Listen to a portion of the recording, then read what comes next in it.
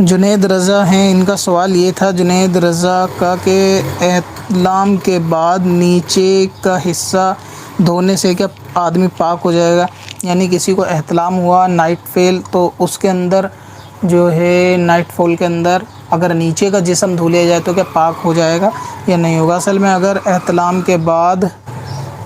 نیچے کا حصہ اگر دھو بھی لیا گیا تو پاک ہو جائے گا، لیکن صرف وہی حصہ پاک ہوگا کہ جو نیچے نجاست ختم کر کے دھو لیا گیا ہو، اور اس کے اندر جو ہے وہ انسان پاک نہیں ہوگا۔ یعنی احتلام کے بعد آدھا جسم نیچے سے دھو لینے سے غسل ادا نہیں ہوگا اور آدمی طہارت کامل حاصل نہیں کر پائے گا۔ صرف اتنا حصے کو آپ پاک سمجھ سکتے ہیں کہ پیر دھو لیے تو مکمل پیر پاک ہو جائیں گے اگر اس کو صحیح طریقے سے دھو لیا گیا اور اس کے اندر